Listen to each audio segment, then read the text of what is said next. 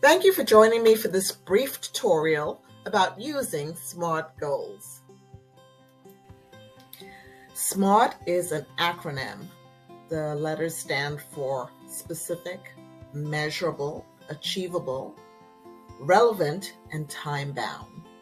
Through this brief tutorial, we will look at each of those terms and we'll talk about how you could incorporate it so that you too can set SMART goals.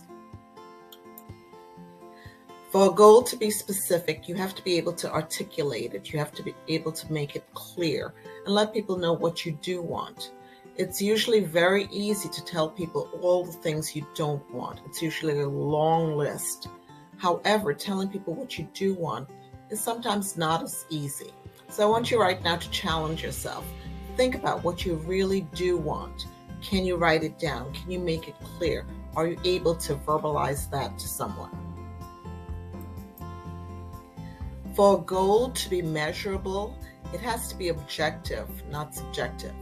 The mistake people make is they measure based on emotions. You may feel like you're almost there. How do we measure almost? Is almost 10% done?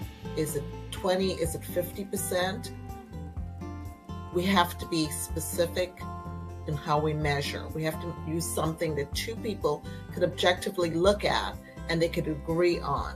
So when you have a goal, set measurable parameters. If you want to walk, you're going to say that I'm going to walk for so many minutes. I'm going to do so many steps.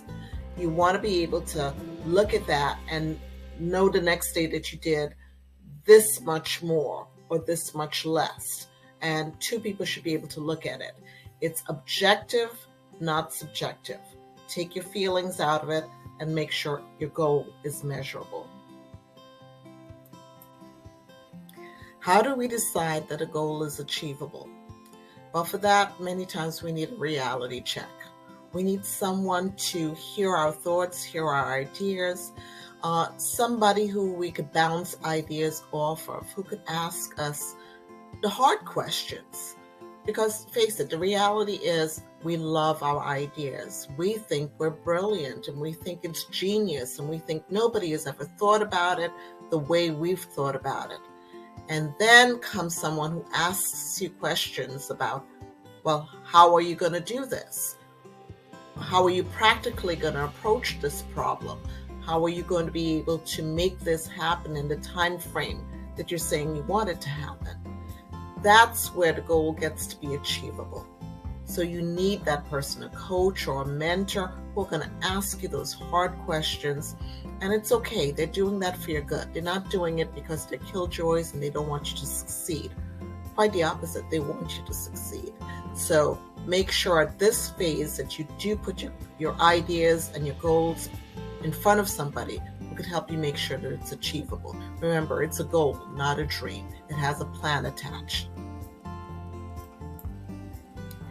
Relevancy. Relevancy speaks to the why of the goal. Relevancy says why this thing is even worthy of being a goal.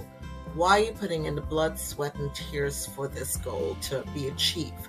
Is it for you? Is it for someone else? Is it for a community? Is it a larger global idea that's going to impact many people? I really want to know the why of it for it to be relevant, because if you don't know why it's relevant, you're not going to be able to stick to it.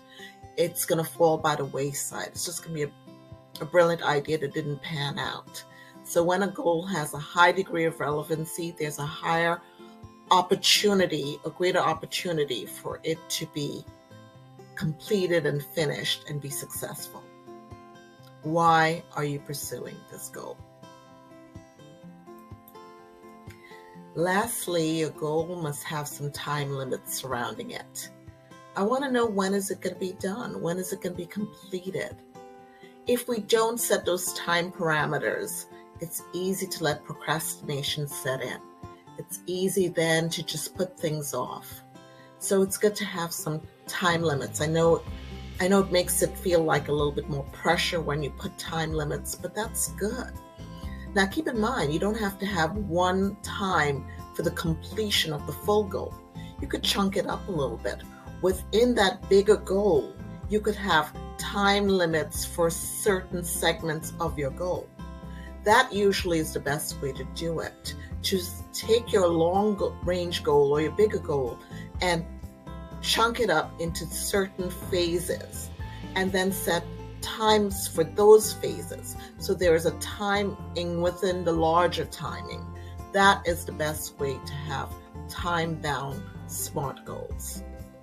Try it. I think you'll find that you're more successful with your goals if you do that. This is Allison Bonelli, a professional life strategist. I invite you to join our Focus Life community, where you will have access to more tutorials such as this one. As always, I invite you to dream big, set goals, and take action.